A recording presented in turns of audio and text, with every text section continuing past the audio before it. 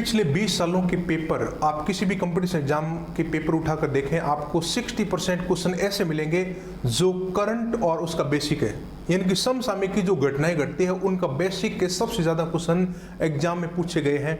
और ये पिछले 20 सालों की परीक्षाओं का रिकॉर्ड है और अभी भी ऐसा ही चल रहा है और स्टूडेंट समझ नहीं पा रहा है कि एग्जाम में क्वेश्चन आ कहाँ से रहे हैं। इस लॉकडाउन के दौरान मैंने पिछले 20 सालों के विभिन्न प्रकार के परीक्षाओं में आए हुए प्रश्नों का विश्लेषण किया और मुझे पता लगा कि ये क्वेश्चन करंट का बेसिक है, मैक्सिमम क्वेश्चन। और करंट के बेसिक का मतलब ये है कि हमें शुरुआती दौर में पता नहीं लगेगा कि देखते हैं कि ये करंट का है, ये पॉलिटिकल लग रहा है, हिस्ट्री का लग रहा है, ज्योग्राफी का क्वेश्चन लग रहा है, इकोनॉमिक्स का लग रहा है, लेकिन कहीं न कहीं करंट की घटना घटी है और उस बेस पर वो एग्जाम बोर्ड ने क्वेश्चन पूछा है। जैसे फॉर एग्जाम्पल अभी लेबनान में एक बहुत बड़ा विस्फोट हुआ और उस विस्फोट में अब ये करंट की घटना है, तो अब एग्जाम में क्वेश्चन आएगा कि निम्नलिखित में से कौन सा लेबनान का पड़ोसी देश है। तो हम क्या कहेंगे, ये ज्योग्राफी का क्वेश्चन है, हम कहेंगे करंट का बेसिक है। इस प्रकार के क्वेश्चन बहुत ज़्यादा जो है एग्जाम में पूछे जाते हैं।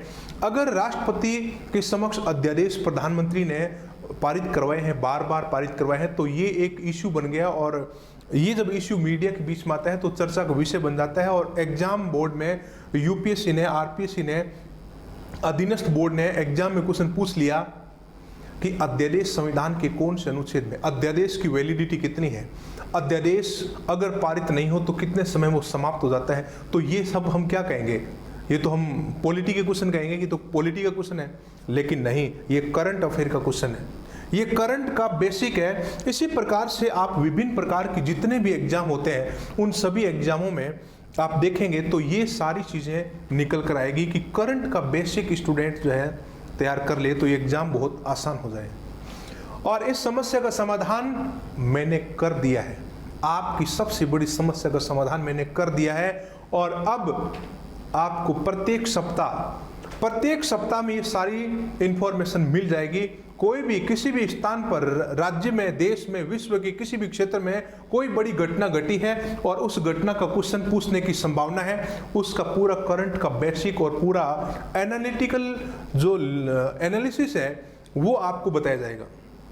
क्रिटिकल एनालिसिस पूरा विस्तार से बताया जाएगा और उसमें विभिन्न प्रकार के क्वेश्चन भी साथ में इंक्लूड हो जाएंगे। और ये चैनल है research by Ishwar. YouTube channel पे आप जुड़ सकते हो रिसर्च बाय ईश्वर, आप फेसबुक पेज पर जुड़ सकते हो रिसर्च बाय ईश्वर, आप इंस्टाग्राम से जुड़ सकते हो रिसर्च बाय ईश्वर। और इससे आपको करंट अफेयर की जो समसामयिक की घटनाएं होती है उनका बेसिक जानने का मौका मिलेगा।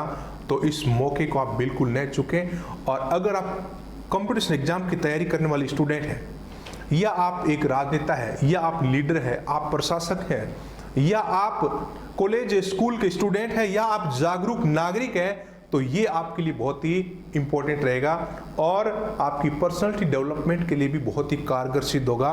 तो ज़रूर आप जुड़िए रिसर्च बाय ईश्वर इस चैनल से और ज़्यादा से ज़्यादा फ़ायदा उठाइए, क्योंकि आज का दौर जो है, आज का दौर केवल सूचनाओं का नहीं है, आज का दौर नॉलेज का है। नॉलेज और सूचनाओं में अंतर है।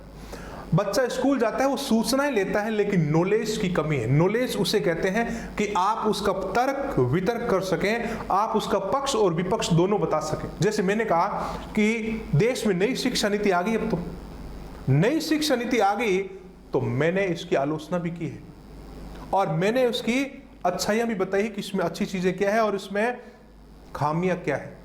तो ऐसी सोच विकसित करना ही नॉलेज है। अगर ये सोच विकसित नहीं है तो केवल सूचनाएं हैं, नॉलेज नहीं है।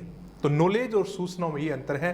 तो नॉलेज गेन करना बहुत ही जरूरी है और एनालिटिकल एबिलिटी को विकसित करना बहुत ही जरूरी है बच्चों के अंदर।